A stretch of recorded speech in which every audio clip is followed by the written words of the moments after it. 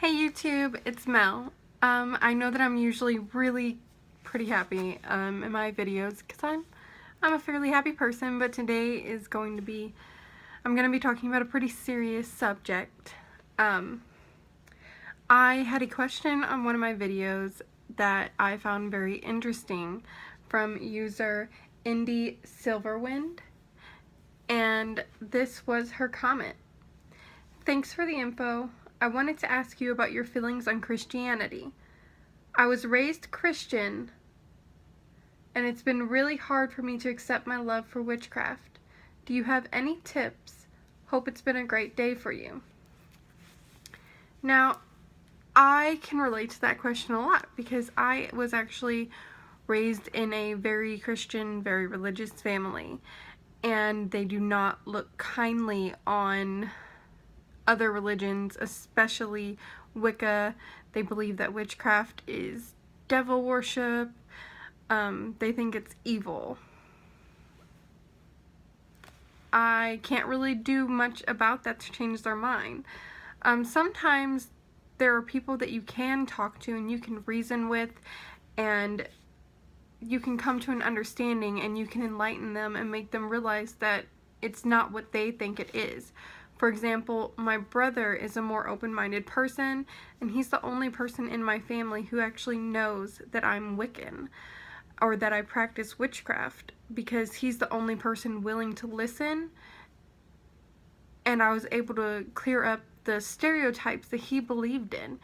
And now he actually has other friends who are also Wiccan, and he has a better understanding of their religion, and they appreciate that as well.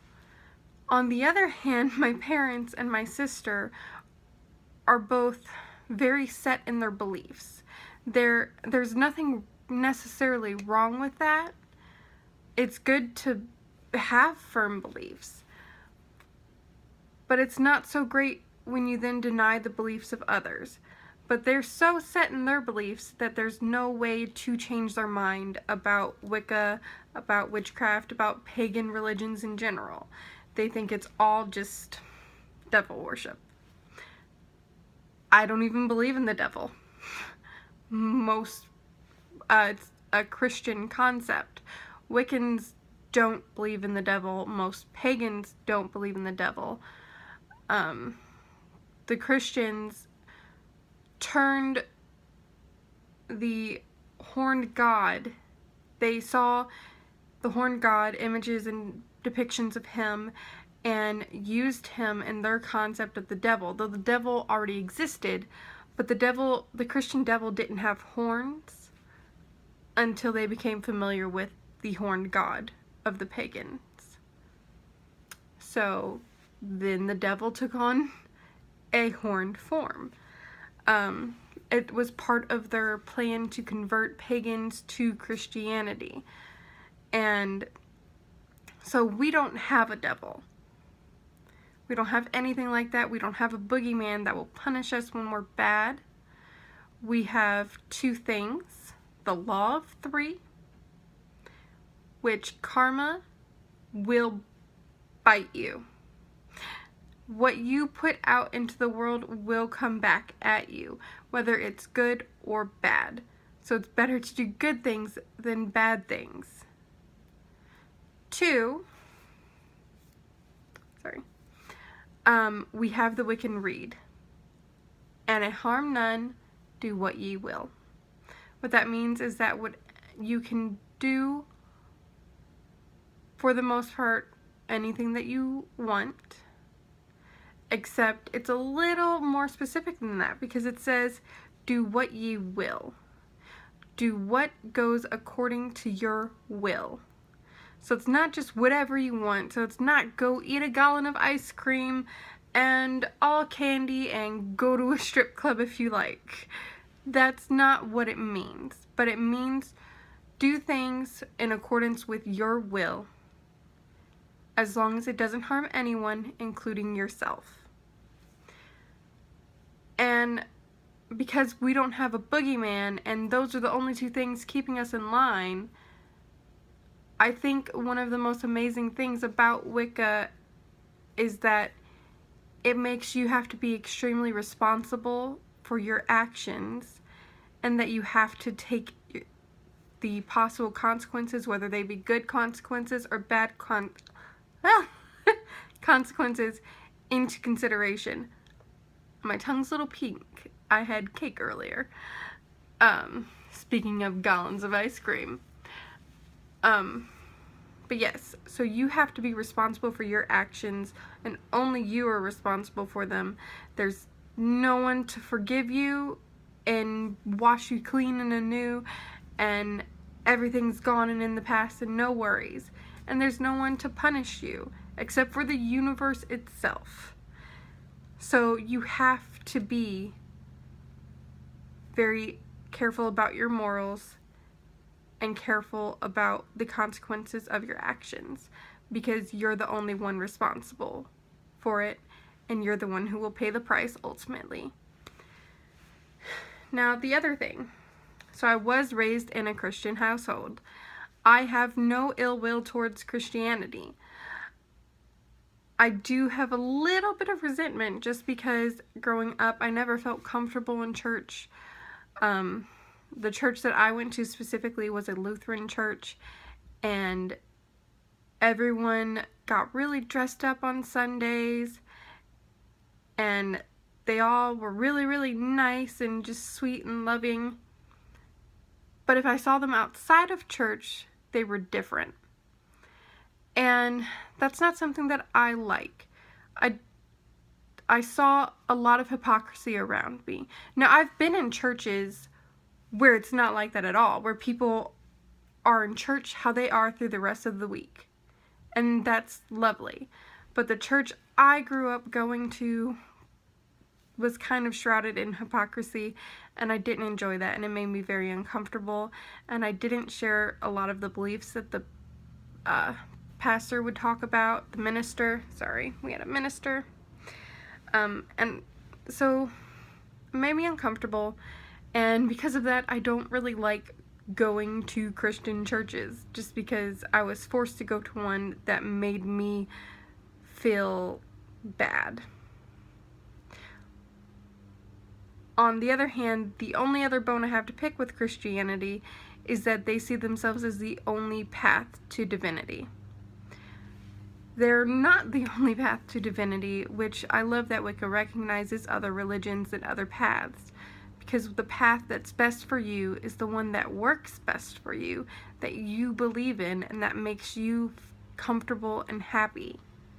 Sure, you're not going to be happy all the time. There's always going to be trials and tribulations and whatnot, but you shouldn't feel uncomfortable on the path that you choose.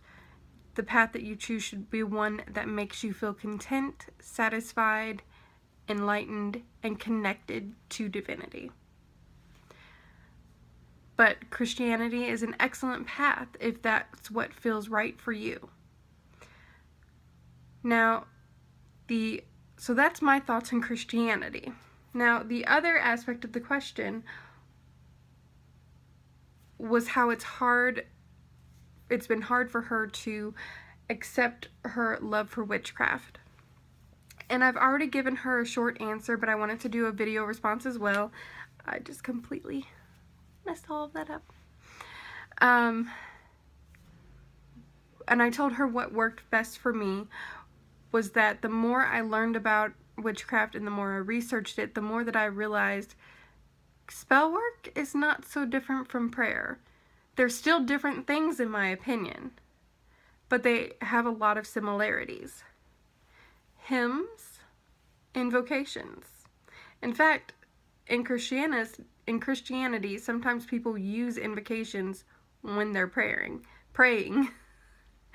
not prayering. But then they also say prayers like the Lord's Prayer. That's basically an invocation. So both use invocations, both like to use song, such as hymns, and there are many Wiccans that incorporate songs and music into their spell work. Christians often have candles lit all over their churches. They often burn incense. witches often use candles and incense. Christians ask God to make something happen for them. They're asking for a miracle. They think that it's something completely out of their control. And that's where the difference lies. As a Wiccan or as a witch, you understand that you have control. You can use different items such as candles, incense, stones, tarot cards, anything that aligns itself with the desire that you have. Because like things attract like things. You can use them to focus your energy and your will to the universe, to the gods and goddesses, to the elements, or whatever forces you wish to use to help fuel your magic. Though in the end, you're the one who is the source of the magic. But you can use these things as a guide, as a tuning fork, as an antenna, a way to gather energy and direct it towards what you desire. So instead of asking for it and believing that it's out of your hands and that it's up to someone else to grant it for you, witches believe that you're the one with the power to make it happen. And so they do their spell work. They use symbols to help attract what they want to happen and help direct their energy and help it manifest itself in the universe. And then after doing the spell work, they go out and work towards that goal on the mundane level as well. Witches don't believe that things are out of their hands. We have the ability to influence the universe around us, the matter around us. And we use it the best way that we can. And if you're worried that people will take it wrong, just remember that the most important thing is that you're happy, content, satisfied, and fulfilled by what you're doing. You can even be a Christian witch. Instead of calling to the different gods and goddesses and the elements, you can call upon the Christian God and the powers that he used to create the world in 7 days. And you can use that in spell work instead of using pagan gods and goddesses and elements and spirits and so on and so forth. You can even use the power of the angels and the saints if you want to use different aspects. So you can be Christian and still perform witchcraft. You can be a Christian witch. The one quote that is used most often against us in the Bible is, "Thou shalt not suffer a witch to live." That word, witch, was actually translated incorrectly from the original Hebrew book. At this moment, we didn't really have a word in English for what it meant. It really just meant kind of bad, dark entity, and they chose to use the word witch. May have been a byproduct of the burning times and all of the witch hunts going on, but the Bible itself, in the original version, never actually said that a witch should not be suffered to live. So remember that, and know that as long as you're not harming anyone, and as long as you're following your own moral code, and as long as you feel fulfilled and satisfied and happy, just do what's best for you and what feels right for you. And that's how I feel about that. So I hope this has helped anyone who has been on the fence or confused. But that's all I've got time for today, and I hope that helps you even more, Indy Silverwind, and blessed be.